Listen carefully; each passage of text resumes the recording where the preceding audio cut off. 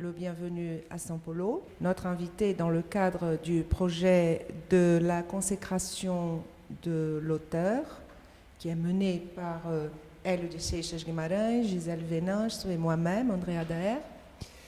Et on voudrait te poser quelques questions autour de notre projet et autour de votre livre qui vient d'être publié au Brésil, L'invention de la célébrité, A Invenção da Celebridade.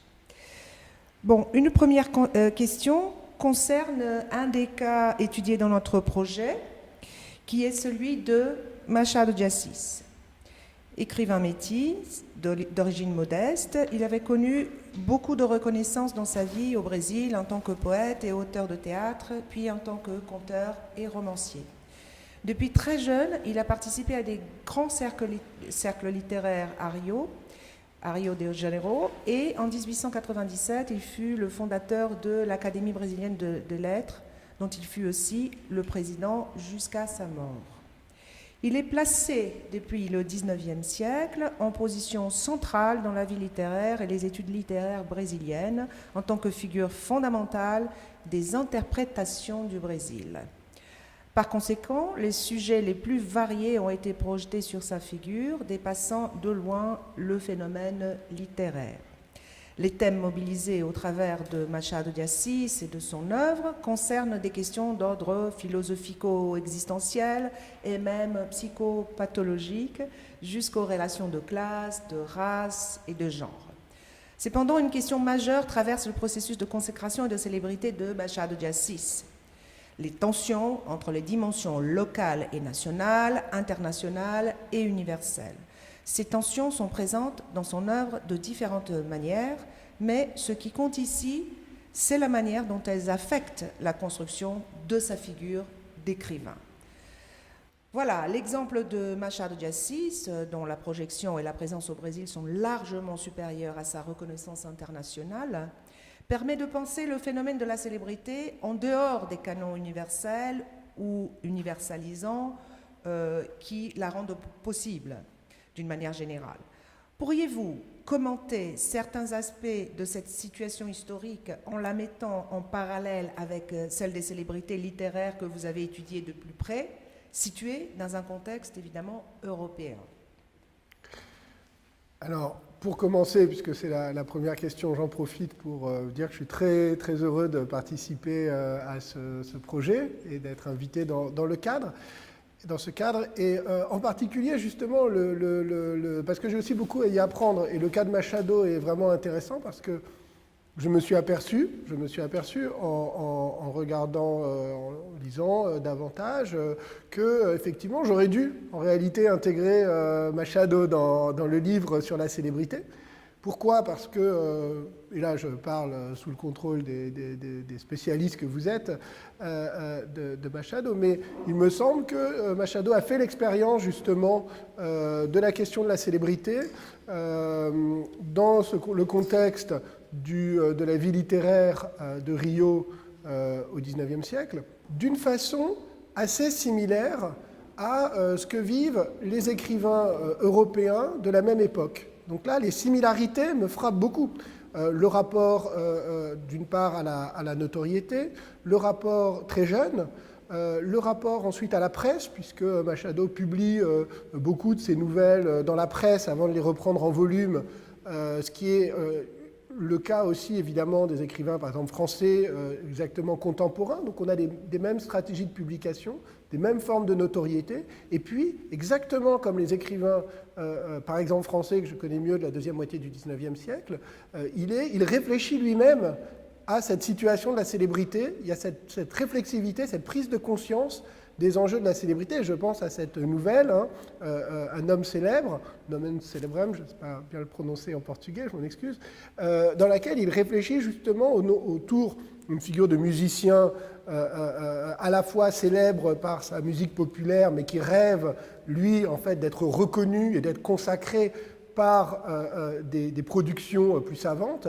Eh bien, il réfléchit finalement à cette contrainte qu'exerce la célébrité et le public, et les attentes du public, c'est-à-dire la figure de l'artiste, donc là c'est le musicien, mais ça pourrait être l'écrivain, qui est partagé entre un désir, enfin plus exactement entre le succès populaire d'un côté qui mène à la célébrité et de l'autre côté des exigences artistiques, intellectuelles qui sont plus élevées mais qui peut-être apportent en réalité frustration, solitude, désespoir. Et donc avec beaucoup d'ironie, Machado met en scène ce qui est un phénomène que les écrivains européens observent au même moment autour de la question de la célébrité. Donc là, je crois qu'on peut vraiment l'intégrer à une histoire transnationale des phénomènes de célébrité. Donc ça, c'est le premier point. Et puis, pour répondre aussi à un autre élément de la question qui était j'ai bien compris, la contradiction, en tout cas la tension entre une reconnaissance, une consécration nationale qui fait de Machado le grand écrivain brésilien, et puis une reconnaissance internationale beaucoup plus faible. Pourquoi on n'a pas eu, comme on a eu avec d'autres écrivains, un phénomène de reconnaissance mondiale, en fait. Alors, c'est difficile de le dire. N'étant pas spécialiste de l'œuvre de Machado, je vais avoir une réponse extérieure, c'est-à-dire une réponse d'ordre de sociologie littéraire. Et là, il y aurait deux manières, à mon avis, de le dire. La première, qui est la plus simple, mais qui a sans doute une grande part de vérité, c'est le fait, tout simplement, de la place du Brésil dans la géopolitique littéraire de la fin du XIXe siècle et du début du XXe siècle.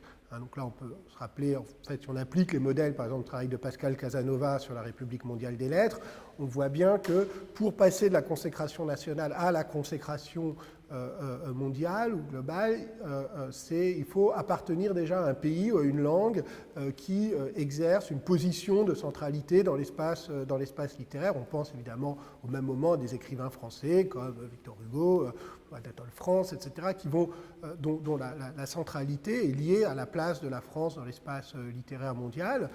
Et pas pour rien, par exemple, que la construction de Shakespeare en écrivain universel se soit faite à la fin du XVIIIe siècle, au moment de la montée en puissance de l'Angleterre comme puissance dominante. On pourrait multiplier comme ça les exemples.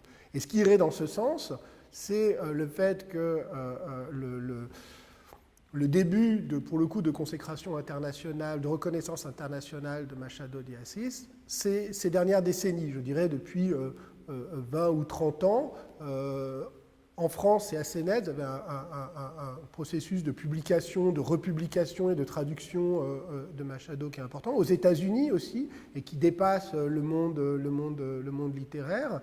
Et puis, il y aurait peut-être une lecture plus fine qui serait de dire que c'est vraiment une hypothèse, je lance comme ça, mais que le processus même de canonisation de Machado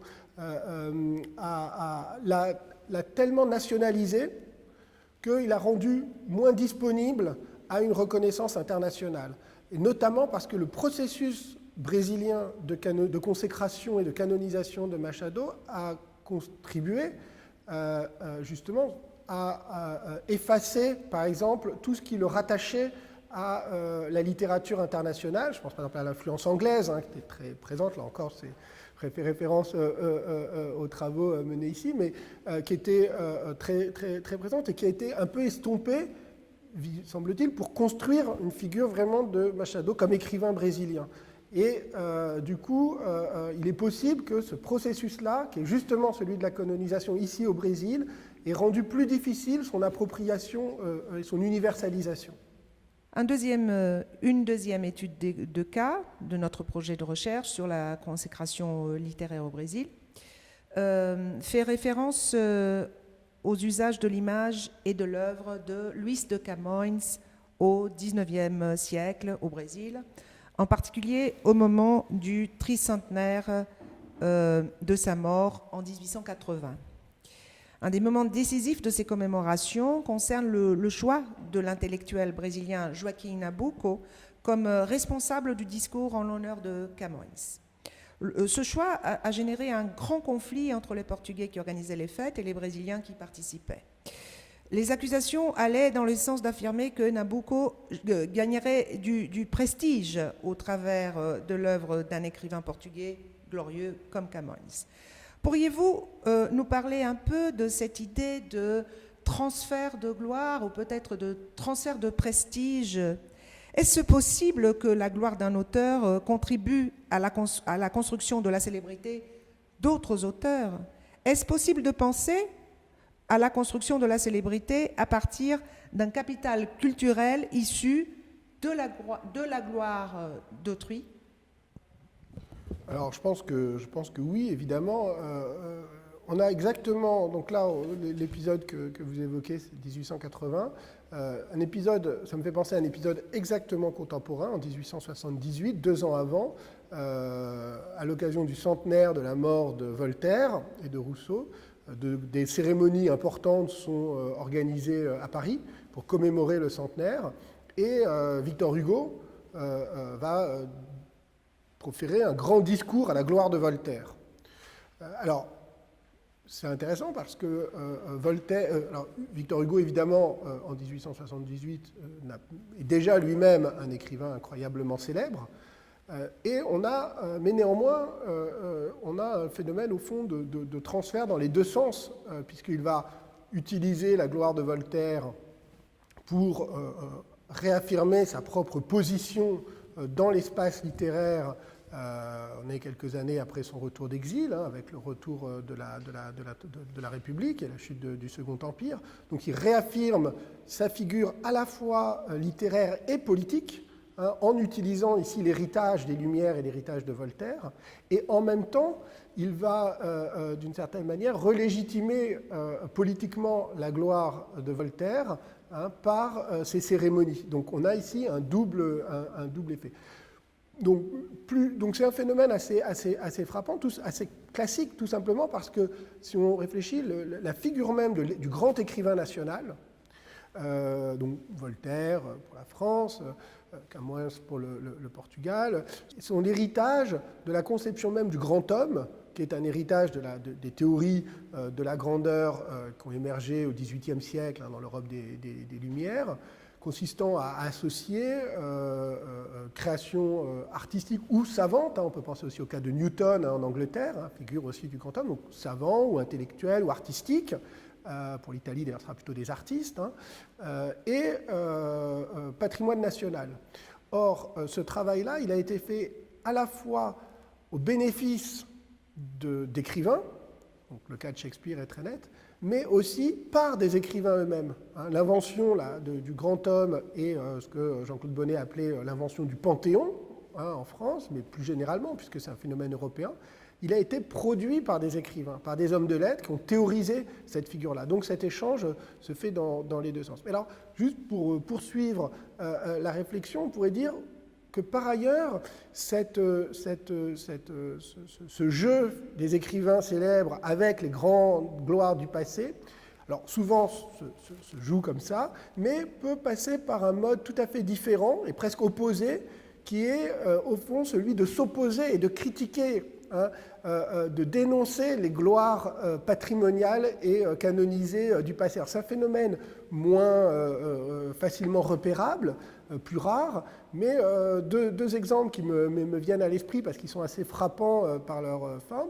D'abord, on a un exemple très connu qui est celui de Jean-Paul Sartre, et racontant qu'il était allé pisser sur la tombe de Chateaubriand, au Grand Ré. Il raconte cet épisode, il dit, alors évidemment, chez Sartre, c'est à la fois la manifestation de son iconoclasme, la manifestation évidemment de la détestation d'un écrivain réactionnaire, du romantisme échevelé, etc., de Chateaubriand, mais on a aussi là l'affirmation très forte d'une figure d'auteur qui, du fait de sa propre célébrité, dans le Sartre de l'après-Seconde Guerre mondiale, est capable d'affirmer comme ça une position complètement hostile au canon littéraire français.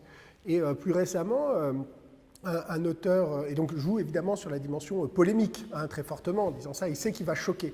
Un autre exemple, alors, du côté de la littérature française toujours, plus récent, Michel Houellebecq, dont on sait à quel point il a construit une figure d'écrivain provocateur, important, etc., avait un de ses premiers textes qu'il avait, avant même ses grands succès romanesques, c'est un texte consacré à Jacques Prévert. Là aussi, Jacques Prévert, poète français, figure tout à fait légitime de la culture, de la poésie populaire. Il avait écrit un texte qui s'appelait « Jacques Prévert est un con ». je vous laisse traduire en portugais, mais qui était une attaque très brutale, violente, contre Jacques Prévert et sa poésie. Et donc là aussi, c'était une manière de construire une célébrité d'auteur, cette fois non pas en revendiquant et en réutilisant la gloire d'un grand écrivain du passé, mais au contraire en affirmant de manière provocatrice sa capacité de s'inscrire contre le canon littéraire. Voilà. Bon, une troisième partie de cette recherche concerne la consécration littéraire de José d'Anchieta. C'est un jésuite qui a vécu au XVIe siècle au Brésil et qui a été canonisé au XXIe siècle après un long procès inauguré depuis sa mort à la fin du XVIe. À côté de la profusion de discours apologétiques en vue de ce procès controversé de béatification et de canonisation, de nombreuses célébrations ont lieu depuis le XIXe siècle pour rendre hommage à celui qu'on appelle l'apôtre du Brésil. Ces célébrations ont culminé en 1986 avec l'attribution à Anchieta par l'État brésilien du titre de fondateur de la littérature et du théâtre brésilien. Cette partie de la recherche porte sur justement la monumentalisation des écrits d'Anchieta à partir d'un problème très précis, celui de la relation entre la vie et les lettres, celles-ci anachroniquement considérées comme œuvres littéraires divisées en genres, la lyrique, le théâtre, la prose, les doctrines, etc., à partir de la fin du XVIIIe siècle. De ce point de départ, deux problèmes corollaires se posent sous l'angle de leurs usages donc romantiques et illuministes. Celui de la relation entre la sainteté et l'inspiration poétique, et celui de la relation entre canon religieux et canon littéraire. Il s'agit de penser, par cette étude de cas, les déplacements qui marquent ces binômes expressément privilégiés dans les usages justement du terme canon, du religieux au littéraire. Deux ordres de production et de réception de discours permettent donc de penser cette question d'une manière archéologique. Le premier, c'est l'ordre des discours biographiques, c'est-à-dire les discours apologétiques qui visent cette double canonisation religieuse et littéraire. Et le second est l'ordre des pratiques, disons, d'autorisation de la monumentalisation littéraire, n'est-ce pas ? Qui s'agit d'abord de la pratique d'authentification des manuscrits sous un angle premièrement mystique et apologétique, et ensuite, dans la logique romantique, post-lumière, de la fétichisation de l'écriture manuscrite. Ces pratiques permettent de penser les continuités entre reliques religieuses et reliques littéraires au moment même où s'établit le processus d'autonomisation du littéraire et du religieux. En ce sens, le caractère mystique de l'écriture d'Anchieta en tant que relique religieuse suggère d'abord l'exigence légaliste de la constitution du procès de béatification des jésuites. Et ensuite, au XIXe siècle, la constitution de la relique littéraire fait partie d'une logique non moins légaliste, puisqu'il y a le droit d'auteur, le copyright, si l'on considère son caractère aussi institutionnel et universel dans ce processus de consécration de l'auteur national, et qui se fonde d'ailleurs sur le collectionnisme et sur une rationalité commémorative. En somme, ces aspects corroborent l'idée d'un déplacement à partir justement du XVIIIe siècle de l'ordre religieux, mystique, à l'ordre littéraire, qui est sans doute diversement mystique, dans un cadre en apparence laïque, en ce qui concerne le fonctionnement des textes et l'authorship. La question est la suivante. Comment l'invention de la célébrité littéraire à cette époque participe-t-elle à ce genre de déplacement ? Et en quoi ces ordres, c'est-à-dire l'ordre des discours biographiques et celui de la production de reliques littéraires, au cœur du régime littéraire inauguré à cette époque, viennent corroborer cette notion naissante de célébrité. Alors, merci, c'est une question très copieuse. Non, sur un cas que je trouve absolument fascinant, parce qu'il permet de documenter là, très précisément une question fondamentale que vous avez très bien résumée en parlant d'un déplacement d'un régime mystique à un régime littéraire moderne. Et là, on voit bien avec cette figure-là ce déplacement. Alors évidemment, avec la question de la célébrité, on peut même multiplier. Là, vous avez pris l'exemple du discours biographique et des pratiques d'authentification des manuscrits. On peut multiplier, au fond, les pratiques et les types de discours que l'on retrouve, en fait, qu'on peut identifier comme étant présents dans le régime mystique, religieux, et toujours à nouveau dans le régime littéraire moderne. On pourrait ajouter par exemple la question de la visualité, la question des portraits, parce qu'on a à la fois le portrait de saint par exemple, qui joue un rôle évidemment très important dans la dévotion religieuse, et les portraits d'écrivains célèbres, qui jouent là aussi un rôle tout à fait important. Dans les pratiques, il y a par exemple la pratique du pèlerinage. Prends l'exemple de Jean-Jacques Rousseau, qu'après sa mort, sur sa tombe sur l'île des Peupliers, on sait qu'il y a des gens qui venaient faire des pèlerinages, venaient se recueillir sur la tombe de Rousseau. Et donc, le fait d'aller se recueillir sur la tombe d'un écrivain, finalement, ça paraît un type de pratique qui est très proche de celle qui existait dans l'ordre religieux. Alors, la question, c'est une fois qu'on a identifié ce maintien, cette persistance de pratiques ou de discours d'un régime, d'un ordre vers l'autre, comment est-ce qu'on l'interprète ? Alors, il y a une interprétation classique qui est celle de ce qu'on appelle le transfert de sacralité. C'est-à-dire l'idée que finalement, pour le dire très brutalement, la littérature est une religion moderne, avec la littérature, certains disent parfois l'art en général, mais on va se concentrer sur la littérature, et la forme moderne de religiosité. Les grands écrivains remplaceraient les saints, la lecture des grandes œuvres littéraires remplacerait la lecture des écritures, justement. Donc il y a énormément de signes qui permettent de tracer cette continuité.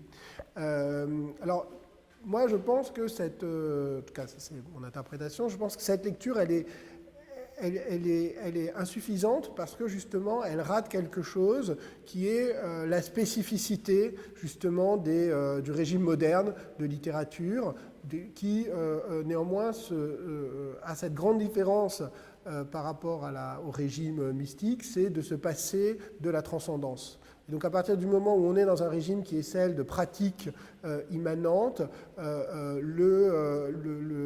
est néanmoins dans quelque chose de très différent. Ce que Pierre Bourdieu rappelait souvent que...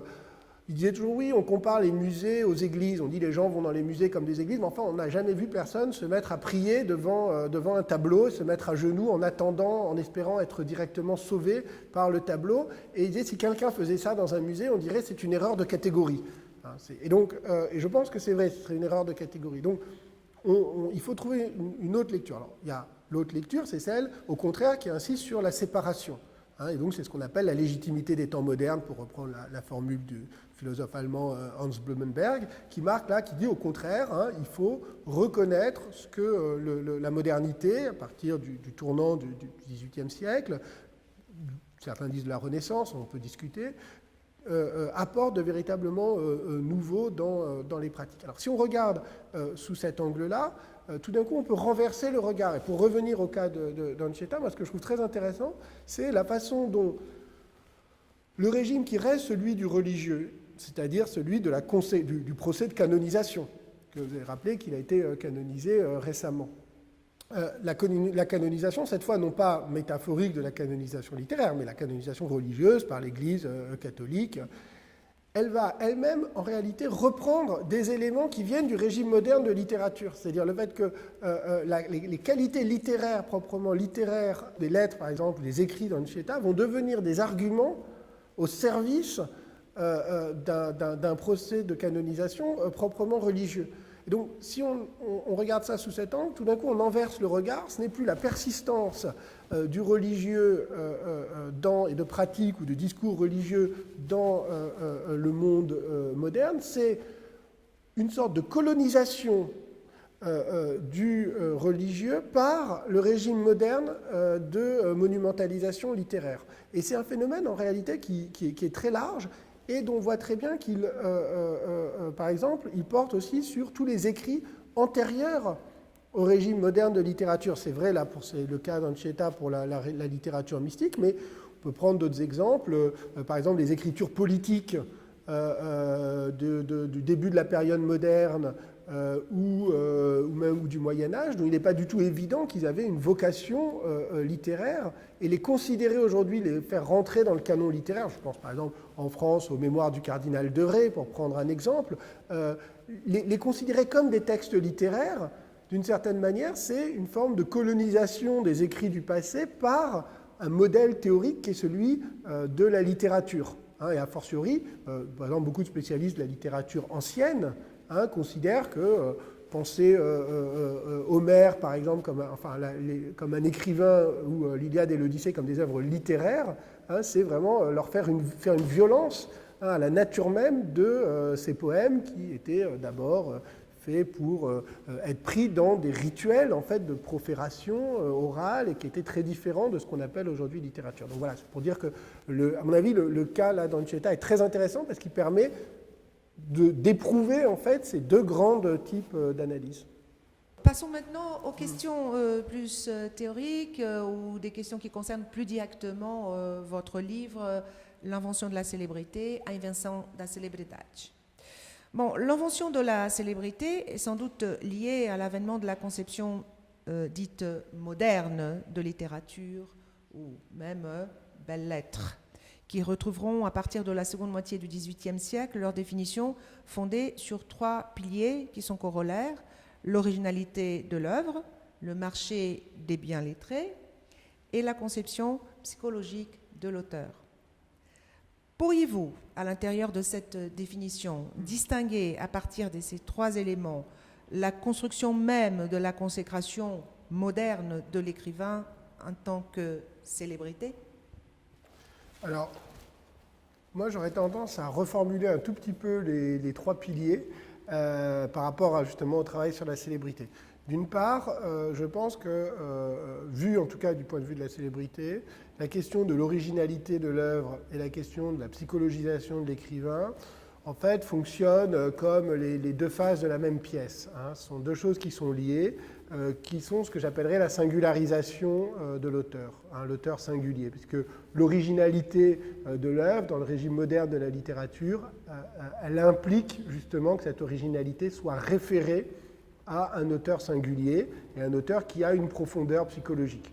L'originalité, c'est vrai aussi en art d'ailleurs, elle est liée à une authenticité et en fait elle est rattachée à un nom propre. Voilà. Là, on a la spécificité, donc je résumerai par la catégorie du nom propre. Le deuxième élément, vous avez tout à fait raison, c'est le marché, l'importance du marché dans les phénomènes, dans la littérature moderne. Et puis, le troisième point sur lequel j'insiste moi beaucoup, c'est la question de la médiatisation de la littérature. Le fait que la littérature, d'abord, la circulation même des textes passe de moins en moins par l'oralité et le manuscrit, mais de plus en plus par la publication. Et donc la publication, l'imprimé, est un média de masse, c'est-à-dire qu'on est dans un modèle d'une circulation, d'une diffusion vers un public anonyme et illimité. Et si on y réfléchit, c'est une rupture absolument fondamentale dans la nature même de l'œuvre littéraire, c'est-à-dire qu'elle s'éloigne de plus en plus de la figure du discours et pour devenir un texte. Et donc la littérature comme texte, et comme texte qui circule, et qui circule à travers des médias. Donc j'évoquais tout à l'heure la presse, évidemment, le livre imprimé. Et cette médiatisation, elle se traduit aussi par la médiatisation de la figure de l'auteur, de la figure de l'écrivain. Donc la célébrité, elle est le point de rencontre de ces trois piliers, puisqu'elle se traduit à la fois donc, par la visibilité médiatique de l'écrivain célèbre comme figure publique. C'était ça que j'avais désigné, cette singularité qui du coup devient à la fois, et on est dans toute l'ambiguïté, à la fois une figure publique, médiatique, mais aussi une figure qui justement suscite la curiosité pour sa singularité. Le cas de Rousseau, sur lequel je m'appuie beaucoup dans le livre, est tout à fait frappant parce que c'est justement le moment où il devient un personnage public, un personnage médiatique, auteur du grand best-seller qui est La Nouvelle Héloïse, par exemple, mais aussi écrivain, polémique, etc. À partir de ce moment-là, le public se passionne pour sa singularité biographique, son authenticité et sa réalité psychologique. Donc c'est là qu'on retrouve le lien, notamment en se passionnant pour sa vie privée, en lui écrivant des courriers, et donc en développant un lien, un rapport sentimental. Et le troisième élément, évidemment, est très présent avec la culture de la célébrité, c'est progressivement la transformation de l'écrivain, en tout cas de sa figure, comme marchandise. On en a les premiers éléments au XVIIIe siècle, mais évidemment, c'est surtout au XIXe siècle que le phénomène va devenir marquant, et va d'ailleurs être critiqué et dénoncé par beaucoup d'écrivains eux-mêmes, comme une forme de prostitution littéraire liée justement à la marchandisation du monde littéraire. Plus précisément, l'invention de la célébrité ne serait-elle pas, dans le même mouvement, l'invention du public ? En quoi l'esthétique naissante au XVIIIe siècle, qui dans la définition d'Alexandre Baumgarten est la science de la connaissance sensuelle, allait de pair avec cette invention même du public, d'un certain public avec une certaine sensibilité, parallèlement et de façon compatible à la théorie générale des arts qui en découlera. Oui, alors c'est une question importante, c'est-à-dire qu'effectivement, il n'y a pas de célébrité sans public. La célébrité, elle implique le public, or trop souvent, on a tendance, en tout cas les historiens ont eu tendance à considérer les publics, surtout le public au XVIIIe et XIXe siècle, comme sous une forme rationnelle. C'est-à-dire le public, ce serait une certaine capacité d'argumentation opposée justement à l'État, notamment. Et là, on reconnaît évidemment les théories d'Jürgen Habermas, qui sont une théorie du public, qui est une théorie très forte, mais qui est une théorie totalement, d'une part, rationaliste et extrêmement logocentrée. Or, dans votre question, ce que vous pointez, c'est l'importance d'un régime sensible de la littérature et des arts, et ça, je crois que c'est très important. Moi, j'aime bien parler souvent du développement d'un espace public sensible. Alors, on est assez proche de cette esthétique du sensuel. Quand je parle d'un espace public sensible, ce que j'aime bien avec le terme, en tout cas en français, je ne sais pas exactement comment il serait rendu en portugais, mais en tout cas en français, il tient très bien l'ambiguïté, enfin en tout cas l'ambivalence entre deux éléments. D'une part, ce qui est de l'ordre de l'esthétique, c'est-à-dire des sens, notamment l'importance de la vue, par exemple, dans la constitution de cet espace public, et donc de la théâtralité, le fait que le public sont aussi des spectateurs, des gens qui regardent. Donc on a cette importance des sens, et pas simplement du logos ou de l'argumentation, mais on a aussi l'espace public sensible au sens où de la sensibilité des émotions. C'est un espace public émotionnel.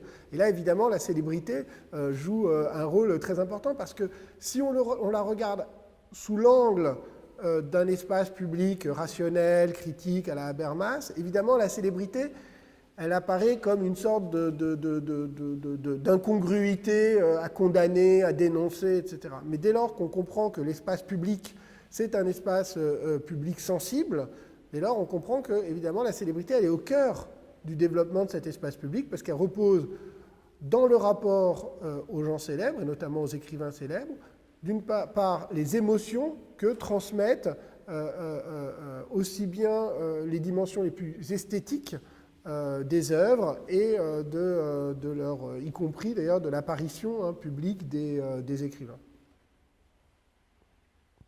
Au XXe siècle, cette notion d'auteur comme psychologie, liée à l'originalité de l'œuvre dont il est le propriétaire unique, a été remise en question. La mort de l'auteur, déclarée par Roland Barthes, ou la fonction auteur, définie par Foucault, sont des marques dans l'ordre du discours qui rappellent l'instabilité d'une notion qui soutenait des pratiques et qui autorisait des discours, y compris ceux qui nous intéressent les plus, les discours fictionnels, la littérature. Je cite Foucault dans « Qu'est-ce qu'un auteur ?» Comment l'auteur s'est individualisé dans une culture comme la nôtre Quel statut on lui a donné? À partir de quel moment, par exemple, on s'est mis à faire des recherches d'authenticité et d'attribution?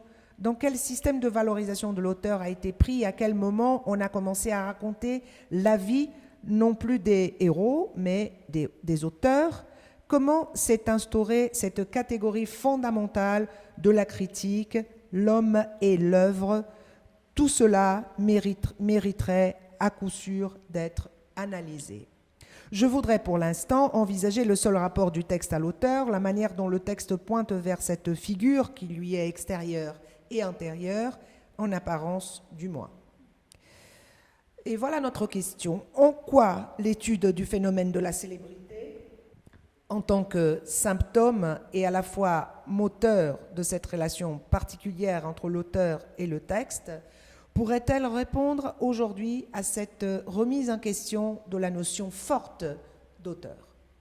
Moi, je pense d'abord qu'il faut rappeler que les textes que vous avez cités, ceux de Barthes et de Foucault notamment, donc la mort de l'auteur, la fonction auteur, d'ailleurs il faudrait les dissocier parce que les textes sont très, très différents, correspondent vraiment à un moment très particulier à la fois des sciences humaines, du moment, disons, structuraliste, puis post-structuraliste, fondé sur la linguistique, avec cette idée justement d'une approche proprement textualiste, se débarrassant de la figure de l'auteur, de la figure biographique, psychologique de l'auteur, et d'un moment d'ailleurs qui est aussi un moment littéraire. On peut penser au nouveau roman. Donc on est dans un moment très particulier, mais aujourd'hui, si on regarde un peu avec distance, c'est quand même une plaisanterie, cette histoire de la mort de l'auteur. Et le meilleur témoignage du côté aporétique de cette lecture, c'est que Barthes et Foucault, puisqu'on les cite, s'il y a bien des figures d'auteurs en sciences humaines ou dans la critique littéraire ou dans la philosophie du XXe siècle, eux-mêmes ont construit des figures d'auteurs extrêmement fortes, extrêmement puissantes, y compris des figures de célébrité académique et universitaire. Donc, y compris la dimension même iconique de l'un comme de l'autre, et leur canonisation posthume. Donc, ils sont eux-mêmes le démenti formel de leur théorie d'évacuation de la figure de l'auteur. Foucault, à la fin de sa vie, publiait un article, même plusieurs articles, de manière anonyme, sous le titre « Le philosophe masqué », parce qu'il disait qu'en tant que Michel Foucault, il ne pouvait plus écrire ce qu'il voulait dire, tellement il était prisonnier de ce dispositif de la célébrité. Donc on voit bien, et aujourd'hui, dans toute une partie du monde universitaire, ou d'ailleurs du monde militant, la figure de Foucault fait l'objet d'une consécration, d'une canonisation tellement forte qu'on voit bien qu'on n'est pas du tout dans la mort de l'auteur. Donc ça, c'est le premier point. Je pense qu'il faut vraiment remettre ces théories dans un moment très particulier et ne pas leur accorder plus d'importance. Surtout cette idée de la mort de l'auteur. Alors avec Foucault, néanmoins on peut nuancer parce que Foucault est très malin, il ne se débarrasse pas de l'auteur, d'ailleurs lui-même est fasciné par des figures très singulières d'auteurs sur lesquels il a écrit, qu'il admirait beaucoup, etc. Donc Roussel par exemple, Sade, etc.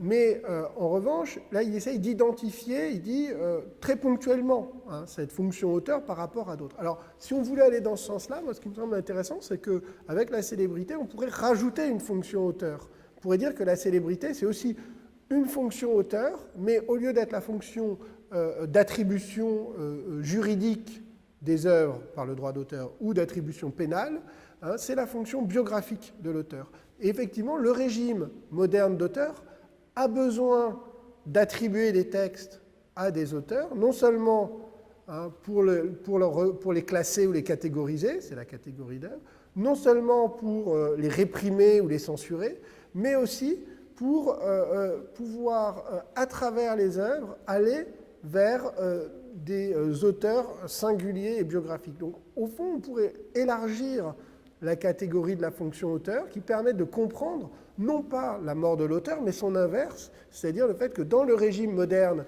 des œuvres, nous ne tolérons plus l'idée d'œuvres qui soient anonymes. Et on le voit bien avec les auteurs qui essayent d'échapper à cette identification, à cette identité biographique, psychologique, par exemple en se cachant, en publiant anonymement, en publiant sous pseudonyme, eh bien ils font l'objet de véritables traques pour essayer de découvrir leur identité, ce qui montre bien que le régime moderne de la littérature, loin d'avoir décrété la mort de l'auteur, comme auraient voulu certains théoriciens, au contraire fonctionne sur une fonction biographique de l'auteur qui est extrêmement puissante. Dans votre livre, vous affirmez que votre objectif est d'étudier la célébrité dans sa naissance, avant sa naturalisation, à savoir la montée de la culture de la célébrité. Son émergence au XVIIIe siècle est liée aux transformations de l'espace public et à l'expansion de la commercialisation des loisirs. Je vous demande comment l'étude de l'origine de la célébrité permet-elle de vérifier les propositions de Habermas sur l'espace public? Et quels seraient les rapports entre la célébrité et la propagande conçue à partir de l'idée d'imitation sociale de Gabriel Tarde? Alors, ce sont deux auteurs qui effectivement sont tout à fait importants dans mon travail. Moi, mon champ de départ, c'est le XVIIIe siècle, c'est les Lumières, c'est là-dessus que je suis parti.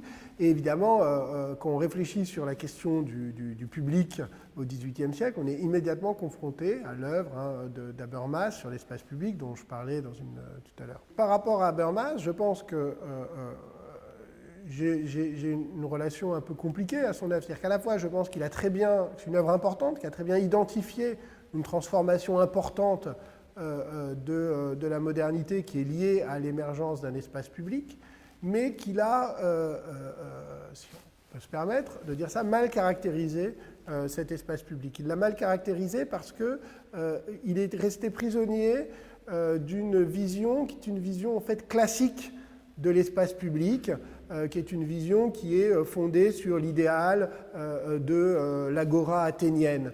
L'espace public, c'est l'échange entre individus égaux, l'échange d'arguments rationnels.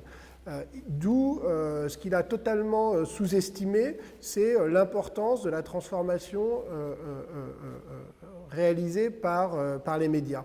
Ce n'est pas très étonnant, puisque Habermas vient de l'école de Francfort. Là, on reconnaît l'influence d'Adorno, même s'il s'est distingué d'Adorno, par une méfiance très grande à l'égard des médias et des médias de masse.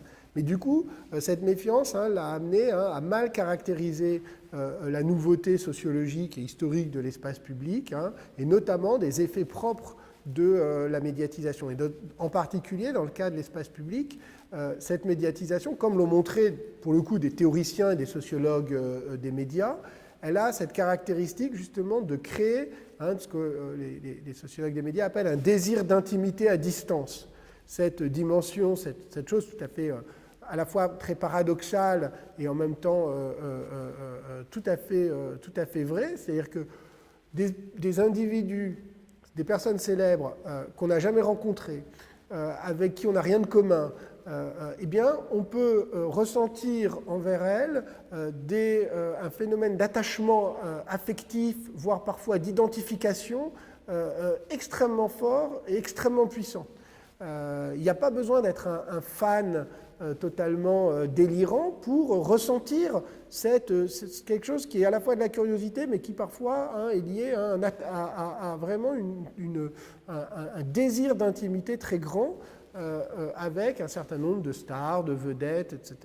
Et on voit ça se développer déjà dans le cadre de la littérature au XVIIIe siècle, aussi bien chez les gens qui collectionnent des portraits de Voltaire et qui les affichent chez eux, ou des gens qui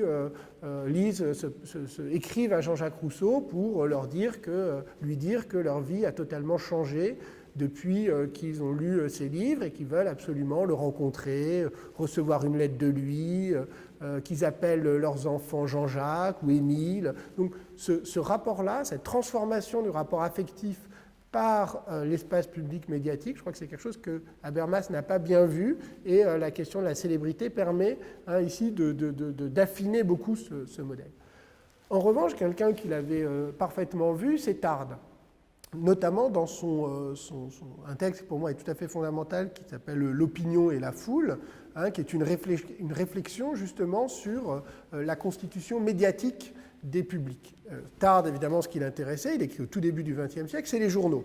Il est au moment de développement de la presse de masse et il est fasciné par la façon dont les journaux constituent les publics. La grande idée de Tarde, c'est que le public ne préexiste pas à la presse ou aux médias, mais que les publics existent à travers l'action des médias et des journaux. Qu'est-ce qui définit un public pour Tarde? Le public, c'est l'ensemble des gens qui lisent le même journal au même moment et qui ont conscience de lire le même journal au même moment, c'est-à-dire de s'intéresser aux mêmes choses au même moment. C'est un modèle extrêmement puissant si vous réfléchissez par exemple à l'importance du direct à la télévision. Pourquoi est-ce qu'on aime un événement le suivre en direct?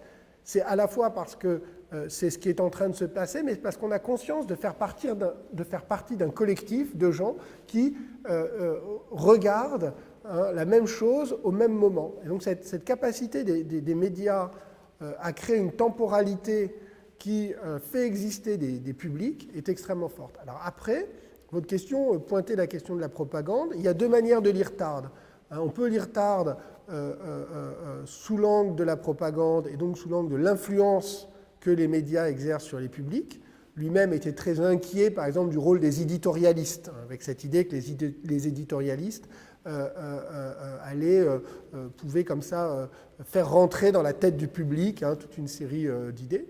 Mais chez Tarde, on a une autre lecture possible. En fait, Tarde hésite beaucoup sur le rôle, le rapport des journaux au public. Tarde, il a aussi cette idée très intéressante, qui est qu'en réalité, c'est l'inverse. Ce sont les publics qui influencent les médias. Et il dit qu'effectivement, il montre bien qu'il y a des journaux, par exemple, qui ne cherchent pas à influencer le public, mais plutôt à offrir au public ce que le public attend, ce dont le public est demandeur. Et aujourd'hui, c'est quelque chose qu'on voit bien. C'est très difficile de savoir si le public est influencé par les médias ou si les médias anticipent les attentes du public. Il y a beaucoup d'enquêtes, notamment des sociologues des médias, par exemple aux États-Unis, qui montrent que des journaux changent de position politique, par exemple, simplement parce qu'ils voient leurs recettes publicitaires diminuer, les ventes diminuer, etc. Donc de ce point de vue, on peut aussi inverser les choses pour ne pas avoir une vision trop unilatérale des médias qui influencent le public, mais de médias qui, notamment en raison des contraintes économiques qui pèsent sur eux, sont obligés de suivre le public. Il y a une coïncidence temporelle entre l'expansion du roman, en particulier le roman sentimental, et l'émergence de la culture de la célébrité, deux phénomènes du milieu du XVIIIe siècle. Dans les deux cas, les enjeux tournent autour de la capacité de percevoir l'intimité du personnage ou de la célébrité. En tenant compte du développement de la culture de la célébrité à partir justement du XVIIIe siècle, de la conquête des nouveaux médias dont vous parlez, tels le cinéma ou la télévision au XXe siècle et maintenant l'Internet au XXIe siècle, pourriez-vous définir le rôle du visualisme, peut-être du voyeurisme dans la culture de la célébrité, dans cette longue durée?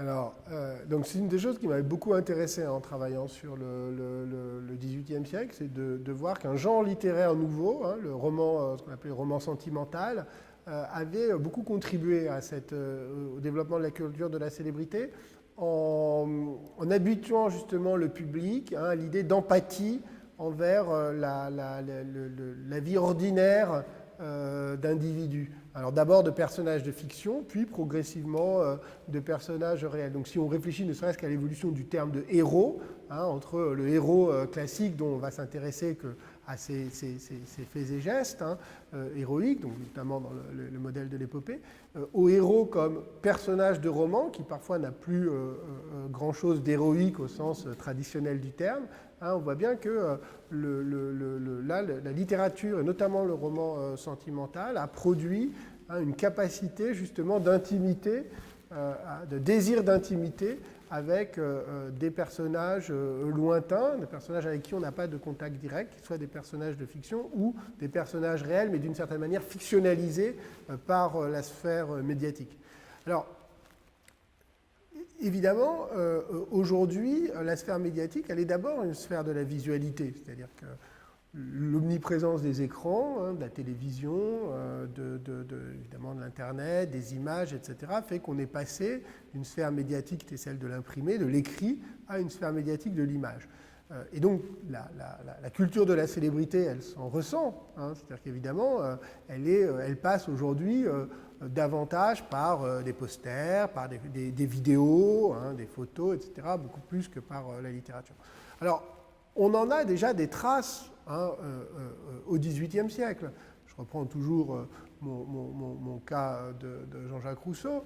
Jean-Jacques Rousseau, il y a toute une série de portraits de lui qui sont réalisés, puis qui sont gravés, qui circulent, et alors ça le met hors de lui, cette idée que les gens vont s'approprier son image.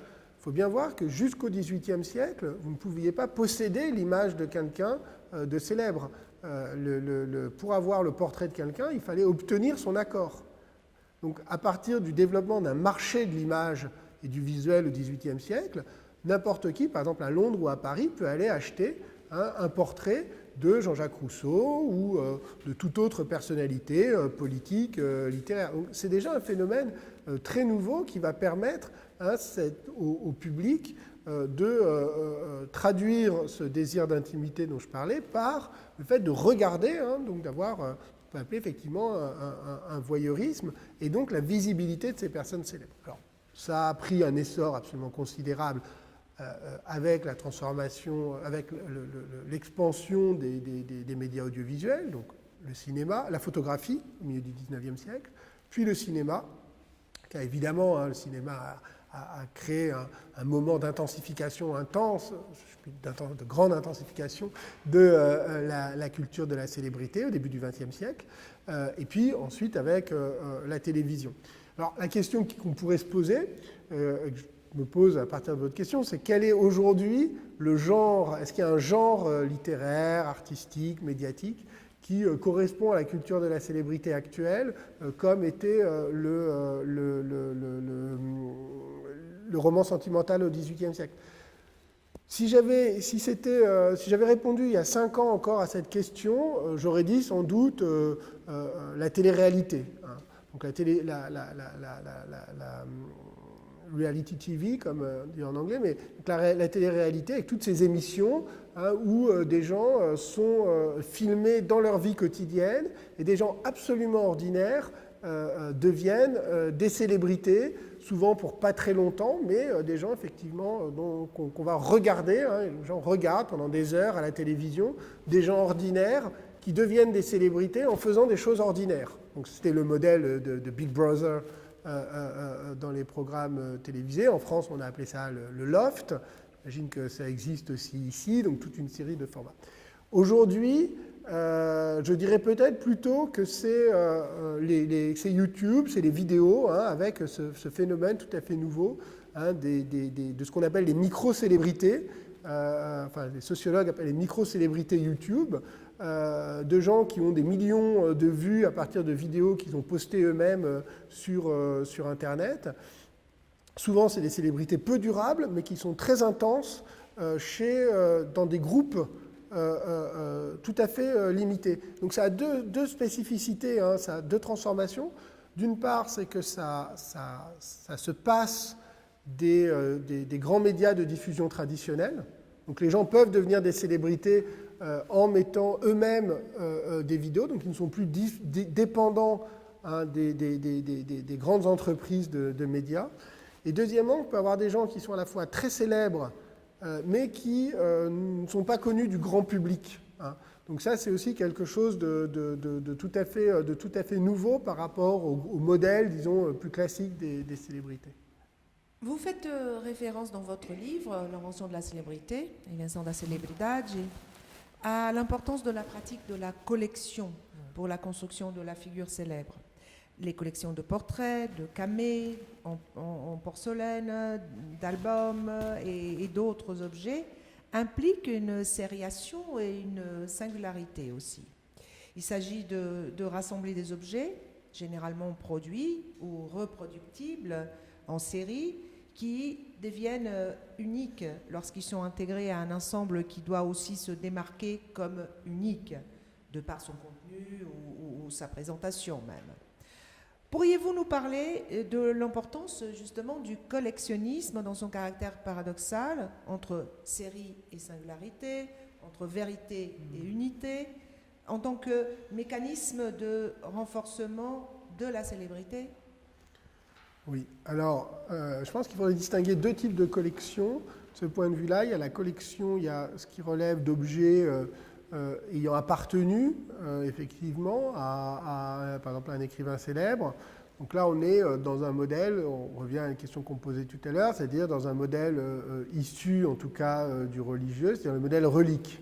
Alors, on est vraiment dans le modèle relique, c'est-à-dire les gens vont attribuer une valeur importante à tel objet, à tel fauteuil, ayant appartenant, je reviens toujours à Rousseau, mais la chaise de Rousseau, il y avait tout un débat, il fallait la conserver, etc. Et par exemple, le modèle des maisons d'écrivains, par exemple, aujourd'hui continue, qui est un phénomène qui, en tout cas, un peu partout dans le monde, a un grand succès. Les gens viennent pour voir les lieux et des objets, une collection d'objets qui sont liés biographiquement à l'individu. Donc on est effectivement dans un modèle relique, qui est un modèle musée. L'autre, il y a une autre forme de série d'objets, qu'on appelle des collections d'une certaine manière, qui sont cette fois des objets qui ont été fabriqués à partir notamment de l'image de l'auteur. Et là, je pense à quelque chose qui se développe dès le XVIIIe siècle, qui sont toutes ces statuettes, petits bustes, images. Benjamin Franklin, quand il est à Paris dans les années 1770 comme représentant des États-Unis en France, il écrit à sa fille qu'il n'en revient pas de la multiplication d'objets portant son visage. On a des tasses, on a des médaillons, on a des cartes à jouer, on a évidemment une collection, on peut collectionner des objets qui n'ont pas appartenu à Franklin, mais qui ont été produits pour diffuser son image. Et donc évidemment, ça c'est quelque chose qui aujourd'hui, dans la culture de la célébrité, est omniprésent, et donc ce qu'on peut appeler les produits dérivés de la célébrité. Et donc là, on n'est plus du tout dans un modèle qui est le modèle relique, mais on est dans le modèle commercial de la marchandisation de l'image qui devient une marchandise et qui est vendue. Avec là un modèle qui est celui que le sociologue Luc Boltanski a décrit comme étant le modèle justement du capitalisme moderne, c'est-à-dire ce qu'il appelle l'enrichissement des produits par la forme collection. C'est en collectionnant des objets, on leur donne de la valeur. Donc la valeur, par exemple, ces images d'écrivains en soi n'ont pas de valeur, mais le fait de les collectionner, par exemple, va leur attribuer une valeur qui est liée au fait de les mettre dans une série qui est celle de d'un rapport qui est porté à l'écrivain. Donc là encore, dans le rapport entre l'individu et la série, on a ces deux modèles, celui, disons, de la persistance de la forme relique, je dirais, et celui du développement de la forme marchandise. Maintenant, parlons un peu de la gloire. La gloire étant généralement posthume et durable, elle dépend de la mémoire collective. Et par conséquent, elle dépend aussi des rituels de commémoration. En contrepartie, la célébrité implique la contemporanéité et la présentification. C'est-à-dire que la question de la mémoire collective ou de sa durée serait déterminante pour cette distinction entre gloire et célébrité. Pourriez-vous nous parler un peu des institutions et des mécanismes qui sont à la base de la construction de la gloire, d'une part, et de la célébrité, d'autre part, et quelles sont les intersections possibles entre ces institutions et les mécanismes impliqués dans ces deux formes de reconnaissance publique? Alors, c'est une question évidemment très très large, donc je vais simplement pouvoir l'esquisser, mais esquisser une réponse. Mais effectivement,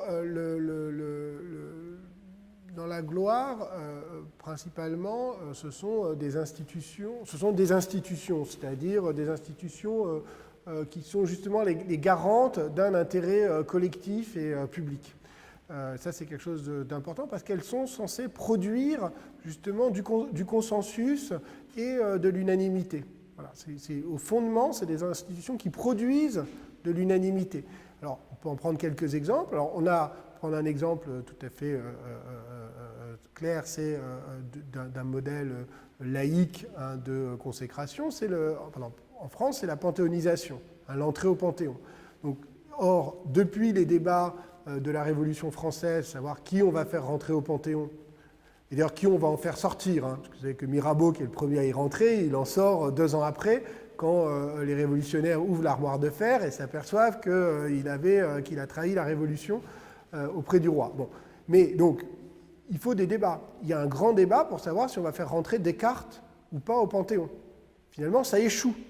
Donc, au moment de la Révolution française, on fait rentrer Voltaire, on fait rentrer Rousseau, mais Descartes, il ne peut pas rentrer au Panthéon parce qu'il n'est pas encore temps d'obtenir l'unanimité. Et régulièrement, ces débats sont rejoués et rebattus. Et encore là, ces dernières années, on a eu des grands débats en France pour savoir qui doit rentrer au Panthéon. Bon, le Panthéon, voilà un modèle, en tout cas en France, dans les institutions françaises et culture française, de production comme ça d'une gloire nationale.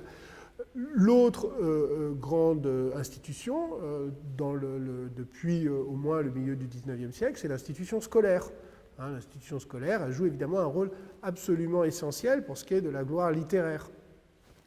Et par exemple, c'est intéressant parce que si on prend Voltaire, on a sa consécration politique, en fait, par la panthéonisation dès la Révolution, sa consécration littéraire et politique par les autres hommes de lettres. Il faut attendre, effectivement, comme je disais tout à l'heure, 1878, la Troisième République, pour avoir cette très forte reconnaissance. Et la reconnaissance proprement scolaire, elle va venir même encore un peu plus tard. C'est vraiment au tournant du 19e et du 20e siècle que progressivement les écrivains du XVIIIe siècle, notamment Voltaire, vont être mis au même plan que les grands classiques du XVIIe siècle. Alors que tout au long du XIXe siècle, évidemment, c'est Bossuet, c'est Boileau, c'est les grands écrivains du XVIIe siècle qui sont la gloire littéraire de la nation. Donc ça, c'est pour la gloire. Pour la célébrité, évidemment, l'institution principale, ça je l'ai déjà dit plusieurs fois, sont les médias. Donc la presse, puis aujourd'hui la télévision, l'Internet. Et eux, leur but n'est pas de produire de l'unanimité et du consensus, mais au contraire de produire de la curiosité, c'est-à-dire de l'attention. Les médias, on est dans une économie de l'attention. Et donc cette attention, évidemment, elle va être faiblement suscitée par l'unanimité et le consensus. En revanche, elle est suscitée par quoi? Elle est suscitée par l'inverse. Elle est suscitée par la polémique, par la controverse, par la dissension, c'est pour ça que par la singularité. Donc c'est pour ça que très souvent la célébrité elle va reposer sur des dynamismes très différents. Le scandale nourrit la célébrité, alors qu'au contraire il nuit à la gloire. Donc dernier élément pour répondre un peu à votre question, c'est qu'il faut essayer de comprendre comment est-ce qu'on passe de la célébrité du vivant à la gloire posthume. Alors il y a des cas qui échouent complètement, c'est-à-dire qu'on a des tas de gens qui sont très célèbres de leur vivant et puis totalement oubliés ensuite, justement parce que leur célébrité ne reposait que sur une célébrité de scandale, de curiosité, d'attention, etc. et a été ensuite tout à fait oubliée. On pourrait évidemment citer, en tant que 18e, je pourrais citer toute une série de célébrités littéraires du XVIIIe siècle. Certains sont évoqués dans le livre et qui aujourd'hui ne bénéficient d'aucune gloire quelconque. On a le phénomène complètement inverse, qui est le phénomène, pour appeler du poète maudit. Donc le poète maudit, c'est celui qui, de son vivant, est méconnu, négligé, et qui ensuite va connaître une glorification posthume. Alors là, l'exemple le plus canonique, célèbre, ce n'est pas un exemple d'écrivain, mais il y a des exemples d'écrivains, mais c'est un exemple de peintre, c'est Van Gogh, évidemment, au point même que, d'ailleurs, c'est un mythe un peu exagéré, mais il n'empêche que voilà, on a une figure typique de la gloire. Là, je renvoie au livre de Nathalie Heineck, la gloire de Van Gogh, d'une gloire posthume, d'autant plus importante qu'elle se construit sur l'idée d'un peintre qui n'a pas vendu une toile de son vivant. Donc là, évidemment, les poètes maudits, c'est le même modèle. Et puis, on a des cas qui existent néanmoins de passage de la célébrité du vivant à la gloire posthume. C'est aussi bien pour le XVIIIe siècle Voltaire et Rousseau que plus tard Chateaubriand, Lord Byron, Victor Hugo. Évidemment, on pourrait prendre Sartre au XXe siècle. Et puis, ici Machado de Assis, etc. Donc, donc là, ce qui devient intéressant, c'est de comprendre comment des dispositifs qui étaient des dispositifs justement de controverse, voire de scandale, vont être progressivement effacés au bénéfice justement de la production de traits consensuels permettant justement la production de gloire. Donc typiquement chez Voltaire, ça va se traduire par l'effacement des aspects les plus controversés à la fois de sa personnalité et de son œuvre, pour, au contraire, construire une figure du patriarche des Lumières. Vous décrivez le mécanisme d'aliénation de la célébrité comme une dépossession de la personnalité elle-même. Est-ce un autre paradoxe de la figure de la célébrité, faire de tout pour qu'elle touche à une propriété au prix d'en perdre la possession et le contrôle de sa propre image ? Oui, alors c'est une très bonne question, parce qu'effectivement, a priori, il y a un paradoxe. Comment est-ce que ça peut devenir une propriété et en même temps être dépossédé de quelque chose qui est une propriété ? Alors, déjà, il faut noter que ça devient une propriété. Il y a des possessions parce que c'est une propriété, mais ce n'est plus la propriété, justement, de l'écrivain lui-même. C'est la propriété, alors, d'une part, de toute une série d'intermédiaires, de producteurs. C'est là qu'il faut introduire de manière très importante le fait que la célébrité n'est pas un rapport direct de la personne célèbre avec un public, mais qu'elle fait intervenir toute une série d'intermédiaires, donc les éditeurs, les journaux, plus tard les agents littéraires, les impresarios, etc. etc. Donc l'écrivain devient une propriété, mais justement une propriété qui n'est pas la sienne. C'est là qu'il y a des possessions. Alors on peut aller plus loin d'une certaine manière, puisque ce qui crée au fond l'aliénation, c'est justement que cette propriété, elle est en théorie un individu, n'est pas un objet de propriété. Donc s'il y a propriété, c'est-à-dire qu'il y a réification, pour parler comme le philosophe Axel Honneth. Il y a réification, c'est-à-dire que l'individu, comme personne, est transformé en une chose, en un bien appropriable. Et du coup, ça, c'est quelque chose qui est en fait d'une très grande violence. Et ça, la plupart, et c'est là qu'on retrouve ce paradoxe de la célébrité, qui est que les gens qui ne sont pas célèbres, beaucoup d'entre eux rêvent d'être célèbres. Pourquoi ? Parce que la célébrité, en tout cas dans les mondes de la culture, la célébrité est la marque du succès. Donc, le succès apparaît comme la célébrité comme l'accès à toute une série de biens prestigieux, d'un mode de vie enviable, etc. Mais les gens qui sont célèbres décrivent la célébrité comme une forme de violence et d'aliénation.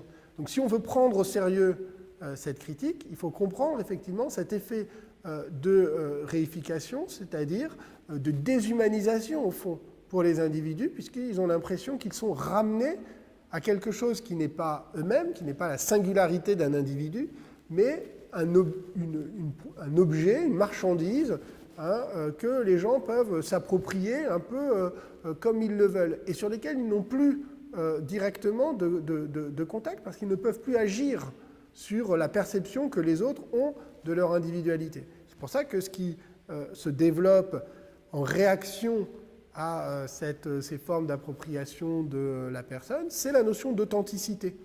qui est tellement importante pour construire un discours qui est, disons, le point normatif sur lequel va être construit tous les discours de dénonciation de la célébrité comme aliénation.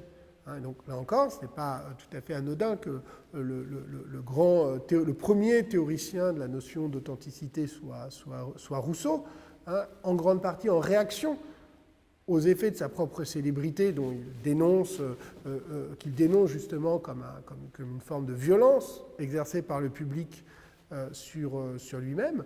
Et le romantisme va justement développer cette idée d'un moi intérieur, d'un moi authentique, opposé justement à ces figures publiques, marchandes, qui circulent dans l'espace public. Mais, et c'est là que ça devient très intéressant, parce qu'en fait ça devient très tordu, c'est que justement cette authenticité, elle va devenir un très puissant vecteur d'identification à la personne célèbre. Rousseau, c'est justement parce qu'il clame son authenticité personnelle que les gens vont s'attacher à lui. Et donc plus il clame son authenticité, plus il devient célèbre, plus les gens veulent le rencontrer, et donc ça l'oblige à aller de rupture en rupture.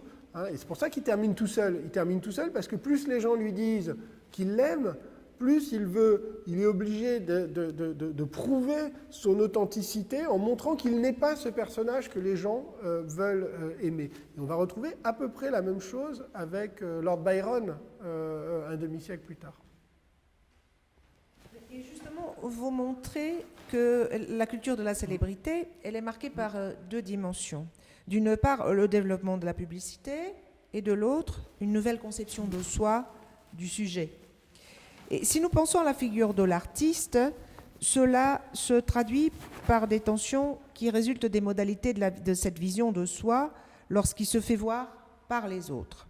Cela est à la base de tous les drames, de tous les conflits des artistes modernes qui ne se reconnaissent plus et parfois même méprisent le public qui les admire. Dans des cas extrêmes, ces déchirements de l'artiste célébrité mènent à l'autodestruction et même au suicide, ce qui potentialise davantage sa célébrité. Diriez-vous en ce sens qu'il y a une composante autophage et destructrice dans cette culture de la célébrité ? Alors oui, on travaille sur Rousseau, par exemple. Donc, dans le livre, il y a tout un chapitre sur Rousseau, visé à montrer que ce qu'on appelle traditionnellement la paranoïa de Rousseau. Alors certes, il ne s'est pas suicidé, même si à l'époque, des gens pensaient qu'il s'était suicidé. C'était une rumeur qui a beaucoup circulé. Mais disons qu'il s'est enfermé dans une solitude paranoïaque.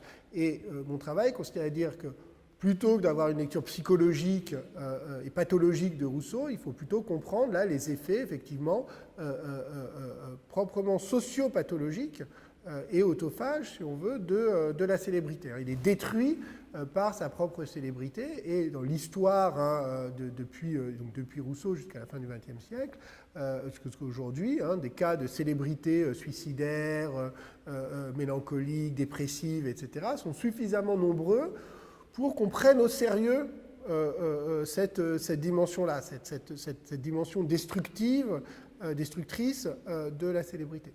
Alors néanmoins, parce qu'il faut insister aussi sur l'autre aspect pour ne pas avoir une vision caricaturale. Et il y a deux autres aspects. D'une part, pour avoir une vision qui ne soit pas juste négative de la culture de la célébrité. D'une part, il y a aussi toute une série d'individus qui savent finalement jouer de manière beaucoup plus sereine, voire positive, de la culture de la célébrité, pour justement renforcer leur visibilité, leur profit, leur œuvre.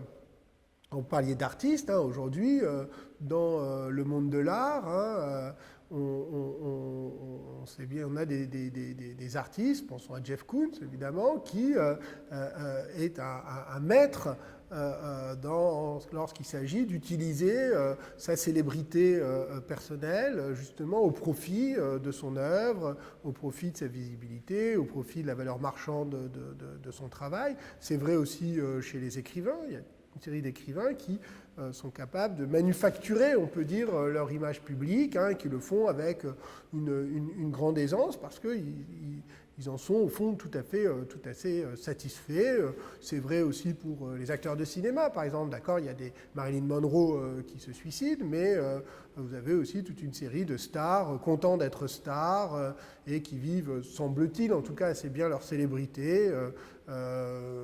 George Clooney n'a pas l'air d'être si malheureux de vendre des dosettes d'expresso dans le monde entier. Ça ne nuit pas à sa carrière. Ça doit bien remplir son compte en banque. En tout cas, il n'a pas l'air d'avoir de problèmes autodestructeurs avec sa célébrité mondiale. Donc voilà, il faut aussi avoir cet aspect-là. Et puis le dernier élément sur lequel je voudrais insister, c'est qu'il y a... la célébrité peut aussi avoir des effets tout à fait positifs, y compris sur les fans et sur le public, hein, au sens où elle n'est pas simplement un phénomène d'aliénation marchande, etc. Elle est aussi un dispositif qui fait exister des publics et qui, notamment, permet toute une série d'apprentissages, exactement après tout comme l'art ou la littérature, hein, permet de vivre d'autres vies, de construire des personnalités par rapport à des modèles qui sont des modèles puissants, hein, des modèles référenciés. C'est vrai chez des écrivains, avec des modèles d'écrivains, par exemple, pour beaucoup de gens, le fait d'avoir à un moment donné, d'être identifié affectivement à des grands écrivains, ça a pu être quelque chose qui peut être une aide, hein, assez puissante, de se sentir membre d'une collectivité. Hein. Les fan clubs, ça sert aussi à ça. Ça sert de manière générationnelle, par exemple, à se définir de façon générationnelle par des formes culturelles, et même, dans certains cas, à renforcer une capacité d'action. Aujourd'hui, par exemple, certaines stars du showbiz, du R&B, etc., pensons à Beyoncé, par exemple, construit un modèle de femme noire puissante, qui réussit, qui aussi a une capacité en tant que femme à imposer sa volonté, qui est, alors ce que la sociologie aujourd'hui on appelle l'empowerment, hein, mais qui produit dans le public, hein, une transformation disons, des modèles d'identification. C'est pareil aussi sur les mœurs, hein, sur les mœurs, sur la reconnaissance, par exemple, publique de l'homosexualité ou de toute une série de pratiques. Souvent, des stars, hein, des vedettes qui ont une plus grande liberté ont pu jouer un rôle assez important de normalisation, hein, d'un certain nombre de pratiques. Donc ou encore plus récemment, le mouvement MeToo, par exemple, hein, venant du cinéma, joue un rôle assez important pour mettre dans l'espace public, grâce à la visibilité, à la capacité de parole d'un certain nombre de gens célèbres, des questions qui en fait intéressent l'ensemble de la société. Donc voilà, ça c'est pour avoir aussi pas uniquement la vision autodestructrice de la célébrité, mais le fait que les célébrités, la vie des célébrités joue un rôle qui est ambivalent, mais qui peut aussi avoir des fonctions qui sont positives.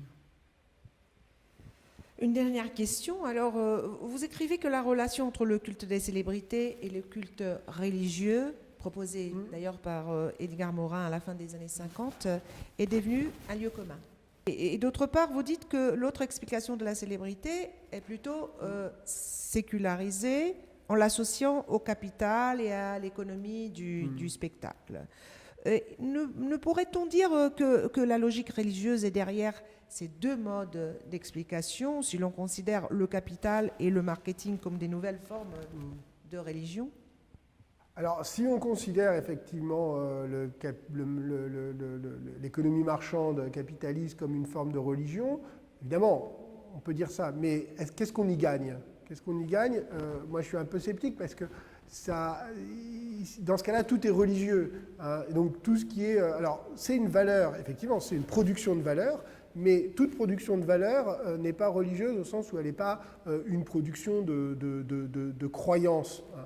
Donc moi je pense que c'est très important d'un point de vue analytique de décrire, de distinguer des formes de mécanismes.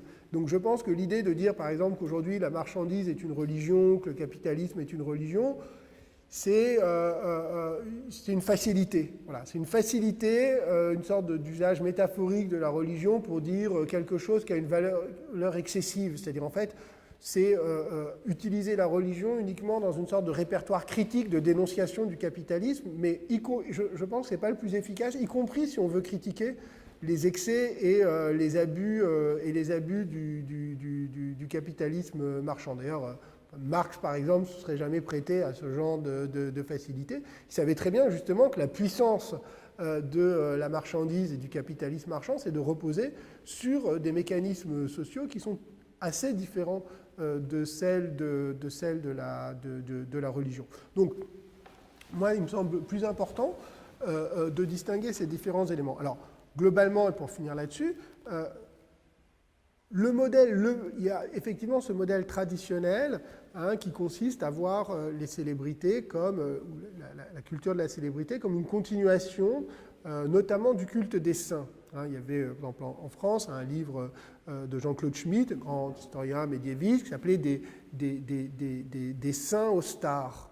Donc avec cette idée. Puis il y a eu pas mal de travaux en anthropologie, par exemple, en ethnologie, qui essayaient de retrouver dans le culte des stars des éléments venant de la religion populaire et du rôle intercesseur des stars. Donc, il y a par exemple travaux de Marie-Christine Pouchel sur Claude François, sur les fans de Claude François. Donc c'était assez intéressant pour ça, mais au fond, elle montrait bien que ça ne marchait pas tellement, parce qu'en fait, les types d'attentes étaient très différents, et que surtout, il y avait un rapport en réalité ludique, distancé, ironique, aux stars, ou aux vedettes, ou aux gens célèbres, qu'on ne retrouvait pas de la même manière dans le religieux. Donc moi, ce qui m'intéresse, c'est d'insister plutôt sur deux mécanismes assez différents, qui sont donc d'une part le développement de la société de consommation et de penser les stars comme des produits de consommation, et d'autre part les effets socio-émotionnels du développement de la sphère médiatique. Voilà, des formes d'envoûtement médiatique sur lesquelles repose la culture de la célébrité. Merci Antoine Lilti pour cet entretien très intéressant dans le cadre de notre projet de recherche sur la consécration de l'auteur. Et on invite tous ceux qui vous écoutent à lire le livre L'invention de la célébrité, A Invenção da Celebridade. Muito obrigada. Merci beaucoup, merci à vous. Muito obrigado.